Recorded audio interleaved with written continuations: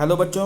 आज मैं फिजिक्स के कुछ क्वेश्चन लेकर आया हूँ। तो देखो, आज का हमारा पहला क्वेश्चन है कि उत्तल दर्पण द्वारा बना प्रतिबिंब सदैव कैसा होता है।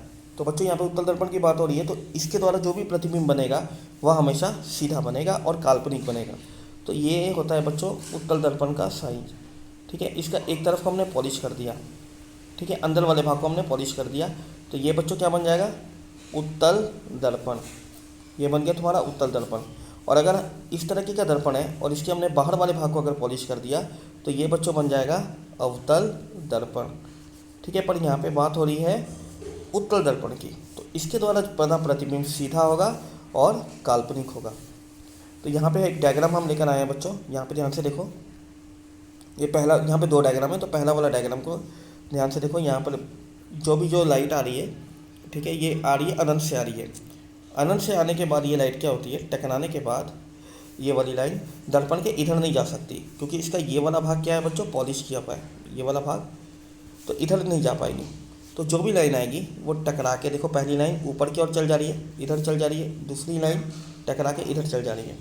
जब इन दोनों लाइनों को पीछे की ओर बढ़ाएंगे तो ये एक बिंदु पे कट कर रही हैं, और वही बिंदु को हम क्या बोलेंगे? फोकस। इसी बिंदु को फोकस बोलेंगे। और यहीं पे ये प्रतिबिंब बन रहा है, और यह प्रतिबिंब बिंदु के आकार का बन रहा है। ठीक है, तो जब भी कोई भी वस्तु अनंत से हो और उत्तल दर्पण में, उसका प्रतिबिंब हमेशा फोकस पे बनेगा और बिंदु के आकार का बनेगा। अब हम दूसरे डायग्राम की बात करते हैं यहाँ पे। तो ये वाला डायग्राम को देखो। यहाँ पे हमने कोई वस्तु को दर्पण के आगे रख दिया है। कितनी दूरी पे रखा, ये तुम्हारी मर्जी है, कोई भी दूरी पे हम रख सकते हैं। तो यहाँ से दो लाइन निकलती हैं। ऐसे तो कोई भी वस्तु से अनंत लाइनें निकलती हैं, ठीक है, तो पर यहाँ पे हमने सिर्फ दो लाइन ली है। तो देखो, यह पहली लाइन टकरा के दर्पण से इधर निकल गई। ठीक है, इस लाइन को जब हमने पीछे बढ़ाया तो ये लाइन कहाँ पे कट कर रही है? एफ पे, फोकस पे कट कर रही है। अब हम बात करते हैं दूसरी लाइन की। देखो ये लाइन को देखो ध्यान से, ये दर्पण से टकराई और उसी रास्ते वापस आ गई, जिस रास्ते गई थी उसी रास्ते से वापस आ गई। तो ऐसी लाइन को जब हम पीछे की ओर बढ़ाएंगे तो ये जो लाइन है हमेशा कहाँ से पार होगी? सी से। ठीक है, वक्रता केंद्र से पार होगी हमेशा। मतलब कि जो भी लाइन है, रे ऐसे गई थी, टकराने के बाद उसी रास्ते वापस आ गई है, तो वो जब हम इसको पीछे की ओर बढ़ाते हैं तो ये सी से पार होगी। अब देखो, ये दोनों जो लाइनें हैं जो इनको हमने पीछे की ओर बढ़ाया था, एक बिंदु पे कट हो रही हैं, इस बिंदु पे कट हो रही हैं। तो बच्चों यही वाला हमारा क्या होगा? प्रतिबिंब होगा। ठीक है, ये जो बनेगा यही प्रतिबिंब होगा। और ये देखो कैसा है, ये वाला जो हमारा प्रिंसिपल एक्सिस है इसके ऊपर बना हुआ है, ये वाला ऊपर है इसके। तो यानी कि ये सीधा है। प्रतिबिंब कैसा होगा? सीधा होगा और काल्पनिक होगा। तो यानी कि उत्तल दर्पण द्वारा जितने भी प्रतिबिंब बनेंगे, बनते दो ही प्रतिबिंब है और वो हमेशा सीधे बनेंगे। ठीक है, तो अब हम अगले क्वेश्चन की ओर बढ़ते हैं। गोलीय दर्पण का फोकसांतर उसकी वक्रता त्रिज्या का कितना गुना होता है?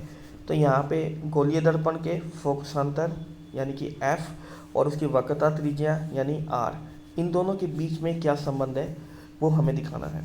अब गोलीय दर्पण बोल दिया तो गोलीय दर्पण भी दो प्रकार के होते हैं, एक होता है अवतल और एक होता है उत्तल। ठीक है, दोनों में सेम रिलेशन होगा F और R का। तो बच्चों देखो, ये पहले एक वृत्त था, और अगर वृत्त था तो बच्चों वृत्त का केंद्र भी होगा और उसकी त्रिज्या भी होगी। तो बच्चों जब हमने इसको एक ग्लास के, एक दर्पण के रूप में काट लिया इतना भाग, तो ये जो सी है ये बन गया वक्रता केंद्र, इसी को हम बोलेंगे वक्रता केंद्र। और ये जो आर होगी ये हम लिखेंगे वक्रता त्रिज्या। ठीक है, पी होता है पोल, इसको पोल या ध्रुव कहते हैं। तो बच्चों अब हमें पता करना है देख कि वक्रता त्रिज्या, तो ये जो आर हो गई यही मेरी होगी वक्रता त्रिज्या। अब हमें एफ पता करना है, तो एफ जो भी होगा वो आर का आधा होगा। अगर ये आर का आधा है तो इसी के बीच में कहीं ना कहीं ये जरूर होगा। मान लो आर 10 सेंटीमीटर है, तो 10 का आधा कितना होगा? 5 होगा। तो यानी कि यहीं से कहीं ना कहीं होगा, एफ यहाँ पे होगा।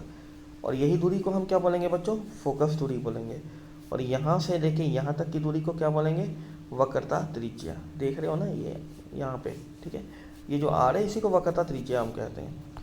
अगर मान लो आर तुमको 20 दे दिया गया है और पूछा है एफ कितना होगा, तो हमेशा क्या होगा? इसका 20 का आधा होगा। तो 20 का आधा बच्चों का यहीं पे मिलेगा तुम्हें।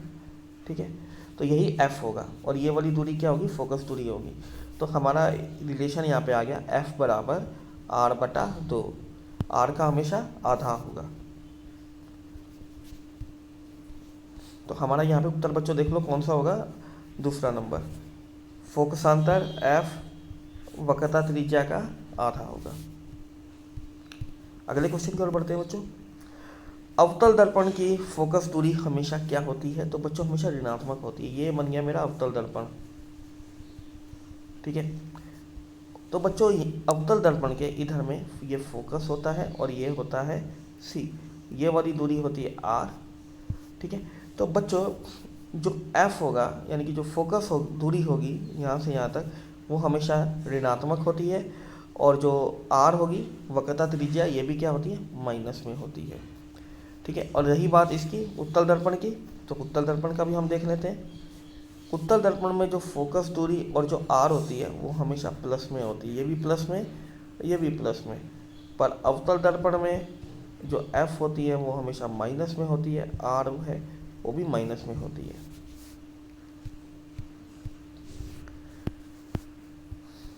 अब बच्चों अगला क्वेश्चन है, हजामती दर्पण के रूप में किस दर्पण का उपयोग होता है? हजामत बनाने के लिए जो भी दर्पण का यूज है उसके लिए अवतल दर्पण का हमेशा यूज होता है। उसके बाद जो डॉक्टर होते हैं, जो तुम्हारा दांत देखते हैं, वो भी बच्चों उस पर भी कौन सा दर्पण का यूज करते हैं? अवतल दर्पण का। अब बच्चों अगला क्वेश्चन है, गोलीय लेंस मुख्यतः कितने प्रकार के होते हैं? यहाँ पे गोलीय लेंस की बात हो रही है, दर्पण की बात नहीं हो रही है, ठीक है। दर्पण मान लो ये वाला हो गया, तो दर्पण में क्या होता है, कोई भी लाइट आती है तो इसके उधर नहीं जा पाएगी, इधर नहीं जा पाएगी, टकरा के ये कहीं ना कहीं वापस हो जाएगी, ठीक है। पर जब दर्पण की बात होती है, सॉरी जब लेंस की बात होती है इस तरीके से, इसको हम बोलते हैं अवतल लेंस। तो जब भी यहाँ से जाएगी लाइन टकरा के, तो ये दूसरी तरफ पार हो जाएगी, ठीक है बच्चों। तो यही दोनों में अंतर होता है। तो हमसे पूछा गया इस क्वेश्चन में कि गोलीय लेंस मुख्यतः कितने प्रकार के होते हैं? तो दो प्रकार के होते हैं। पहला अवतल लेंस, दूसरा उत्तल लेंस। इसको बोलेंगे हम उत्तल लेंस और इसको बोलेंगे अवतल, ठीक है। यही लिख देता हूँ। अब बच्चों अगला है, लेंस की क्षमता का SI मात्रक क्या होता है? तो इसका उत्तर होगा डायप्टर। इसको D से दिखाते हैं, है ना। लेंस की क्षमता यानी कि मैंने P ले लिया, इसी को लेंस की क्षमता बोलते हैं। इसका फार्मूला होता है 1/F। F का मतलब हो गया फोकस। तो ये फार्मूला याद रखना, P बराबर 1/F। अगला क्वेश्चन है, जब प्रकाश की किरण हवा से कांच में जाती है तो वह किधर मुड़ जाती है? हवा से कांच में जा रही है तो वह अभिलंब की ओर मुड़ जाएगी, ठीक है। इसका उत्तर होगा तीसरा नंबर। कैसे होगा बता रहा हूँ। तो बच्चों मान लो हमारे पास कोई दर्पण है, हमारे पास कोई इस तरीके का ना ग्लास स्लैब है, ग्लास का टुकड़ा है। लाइट आई बच्चों यहाँ से लाइट आई, यहाँ पे क्या है, हवा, और ये क्या है बच्चों, ग्लास है, ठीक है, कांच है। तो बच्चों यहाँ पे हम क्या करेंगे ना, एक ठो इस जो इसके समान, एक ठो इसके ना पैरेलल, एक ठो परपेंडिकुलर में एक ठो हम लाइन खींचेंगे। इसी को अभिलंब कहा जाता है। यही क्या हो गया, अभिलंब। अभिलंब बोलो या परपेंडिकुलर बोलो, ठीक है। तो बच्चों यहाँ से तो ये लाइन हवा में आई, अब कहाँ जा रही है, अब ये लाइन अंदर की ओर जा रही है, कांच के अंदर प्रवेश कर रही है ये लाइन। तो ये क्या होगा बच्चों, इसको जाना चाहिए था सीधा, इस तरीके से इसको सीधा जाना चाहिए था। मैं यहाँ कलर चेंज कर देता हूँ, इस लाइन को जाना चाहिए था इस तरीके से, सीधा जाना चाहिए था इस तरीके से। मगर अब ये लाइन क्या होगी, जैसे ही कांच में प्रवेश करेगी अभिलंब की ओर मुड़ जाएगी, यानी अपना रास्ता बदल देगी। तो इसने अपना रास्ता को कुछ बदल दिया है, देखो इस तरीके से, ठीक है। अब ये इधर की ओर जा रही है, तो ये अभिलंब है ना, इसकी ओर क्या हो गया बच्चों, इसकी ओर मुड़ गई, ठीक है। जाना चाहिए था सीधा, पर इसकी ओर मुड़ गई, ये लाइन इस तरीके से चल गई। तो यहाँ पे यही होता है कि जब भी लाइन हवा से कांच में प्रवेश करेगी तो अभिलंब की ओर मुड़ जाएगी। लेकिन यहाँ पे देखो, यहाँ पे आता है फिर से, अब ये लाइन क्या करेगी बच्चों, अब ये लाइन कांच से हवा में प्रवेश करेगी, यहाँ भी हवा है ना, तो अब ये कहोगे अभिलंब से दूर हो जाएगी, मतलब कि जो पहले वाला रास्ता है वही रास्ते पे जाना स्टार्ट कर देगी।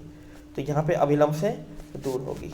जब कांच से हवा में जाएगी तो अभिलंब से दूर हो जाएगी, जब हवा से कांच में जाएगी तो अभिलंब की ओर मुड़ जाएगी। अगला क्वेश्चन है बच्चों हमारा,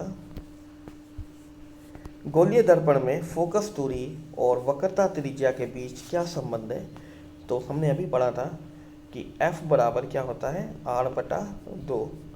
देखो यहाँ पे छोटा r दिया है, तुम बड़ा R भी ले सकते हो, कोई प्रॉब्लम नहीं है। अगर ये ना दिया हो तो अगर 2 को तुम यहाँ पे ले जाओगे तो ये भी क्या बन जाएगा, R बराबर 2 गुना F। ये भी एक फार्मूला होता है, ठीक है। ये दोनों फार्मूले याद रखो, जहाँ यूज हो वहाँ पे लगा देना।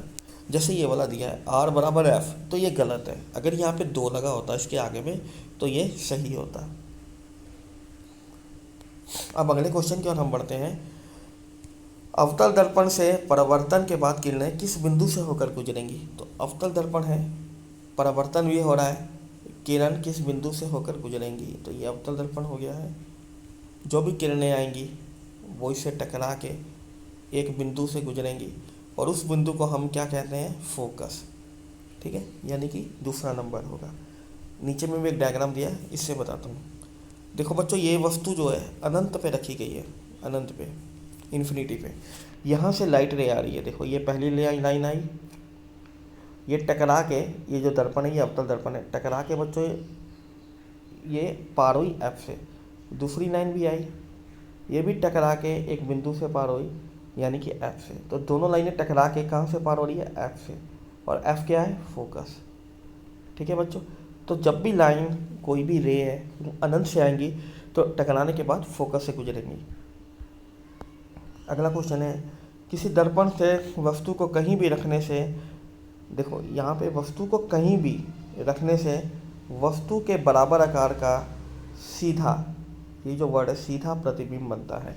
कहीं पर भी रख दो हमेशा सीधा बनेगा और बराबर बनेगा, ठीक है। मान लो वस्तु को मैंने यहाँ पे रख दिया, बीच में कोई दर्पण है, ठीक है, तो उसका प्रतिबिंब हमेशा क्या बनेगा, सीधा बनेगा और वस्तु के बराबर बनेगा। अगर वस्तु 10 सेंटीमीटर की है तो उसका जो प्रतिबिंब है वो भी 10 सेंटीमीटर का होगा। जितनी इसके बीच की दूरी है उतनी ही दूरी उसके प्रतिबिंब की भी होनी चाहिए, ठीक है। तो इस तरह से बने प्रतिबिंब किस दर्पण से बनते हैं, तो समतल, ठीक है बच्चों। तो यहाँ पे देखो एक समतल दर्पण रख दिया गया है, उसके सामने कोई एक भाई साहब है वो खड़े हो गए, ठीक है। अब मान लो भाई साहब की जो हाइट है, हम मान के चलते हैं कि 160 सेंटीमीटर की है, तो इसका जो ये जो प्रतिबिंब तुम्हें दिखाई दे रहा है ना, इसकी भी हाइट कितनी होगी, 160 सेंटीमीटर ही होगी, ठीक है। अब ये दर्पण और ये व्यक्ति की दूरी, जहाँ ये व्यक्ति खड़ा है, इसकी मान लो दूरी है 10 सेंटीमीटर, ठीक है। तो ये जो दर्पण से ये जो प्रतिबिंब बना है इसकी भी दूरी कितनी होगी, 10 सेंटीमीटर की ही होगी, समान दूरी। u बराबर अगर 10 है तो v बराबर भी कितना होगा, 10 ही होगा। u है वस्तु की दूरी इस दर्पण, इस जो समतल दर्पण से, और v हो गया इसका प्रतिबिंब की दूरी इस समतल दर्पण से, ठीक है। मान लो इसकी दूरी यहाँ से अगर मान लो 20 सेंटीमीटर है, तो ये जो प्रतिबिंब बना है इसकी भी दूरी कितनी होगी बच्चों, दर्पण से 20 सेंटीमीटर की दूरी होगी। किसी गोलीय दर्पण की वक्रता त्रिज्या 50 सेंटीमीटर दी है, वक्रता त्रिज्या यानी कि R तुम्हें कितना दिया है, 50 दे दिया है, और किस पे दिया है, सेंटीमीटर में दिया है। तो उसकी फोकस दूरी क्या होगी, F पूछ रहा है। तो F का फार्मूला क्या था, R/2 था, तो R का वैल्यू 50 है, तो R की जगह में हम 50 बैठा देते हैं, तो 50 को 2 से भागा देंगे तो हमें मिला 25, ठीक है। तो 25 कहीं नज़र आ रहा है तुम्हें, ये देखो 25 होगा इसका उत्तर। हम अगले क्वेश्चन की ओर बढ़ते हैं। अगला क्वेश्चन दिया, 1 मीटर फोकस दूरी वाले उत्तल लेंस की क्षमता क्या होगी। फोकस दूरी तुम्हें दिया है, यहाँ पे F तुम्हें कितना दिया हुआ है, 1 मीटर दिया है, पूछा है लेंस की क्षमता कितनी होगी। तो P बराबर कितना होता है, 1/F होता है। तो F की जगह में बच्चों 1 बैठा देना है, तो 1/1 कितना होगा, 1 ही आएगा ना। तो देखो 1 कहीं दिखाई दे रहा है, 2 जगह दिखाई दे रहा है, यहाँ माइनस में यहाँ प्लस में, तो आप पूछेंगे कौन सा होगा। तो उत्तल है, उत्तल में बच्चों देखो, उत्तल में फोकस दूरी क्या होती है, उत्तल दर्पण की जो फोकस दूरी होगी वो हमेशा प्लस में होती है, ठीक है, पॉजिटिव होती है। तो यानी कि यहाँ पे हमने क्या लगा दिया था, प्लस लगा दिया था, तो ये क्या होगा, प्लस ही होगा, ठीक है। तो इसका उत्तर तुमको मिल जाएगा ये वाला दूसरा नंबर, ठीक है। तो उत्तल दर्पण थी ना, तो हमने शुरू में ही ले लेना है, प्लस उत्तल +1, ठीक है। 1 मीटर फोकस दूरी वाले उत्तल लेंस की क्षमता क्या होगी। तो उत्तल लेंस बोलता है तो फोकस दूरी हमें प्लस में ले लेनी है, पी निकालना है। तो पी बराबर 1/f होता है, ठीक है। तो 1/1 कितना होगा, +1 ही होगा, है ना। तो यहाँ पे दूसरा नंबर होगा। लेकिन अगर यही बोलता कि ये उत्तल लेंस ना हो के अवतल लेंस है, अवतल, अगर ये अवतल लेंस की बात करता तो हम f किस पे लेते हैं, -1 में लेते हैं। और इसकी पावर कैसे निकालते हैं, 1/f। तो f की जगह में हम क्या रखते हैं, -1। तो ये क्या बन जाता बच्चों, -1। उस केस में, अवतल दर्पण के केस में हमारा उत्तर क्या होता, ये वाला उत्तर होता बच्चों, ठीक है ना। अब देखो अगला क्वेश्चन, किसी उत्तल लेंस की फोकस दूरी हमेशा क्या होती है। अभी पढ़ाया तुम्हें, ये उत्तल लेंस हो गया, इसकी जो भी फोकस दूरी होगी और इसकी जो वक्रता त्रिज्या होगी, आर मतलब जो भी होगी, वो हमेशा किस पे होगी, प्लस में होगी, यानी कि धनात्मक होगी, ठीक है। आज तक बच्चों यहीं तक करो, अगले दिन हम और क्वेश्चन लेकर आएंगे। तब तक के लिए थैंक यू।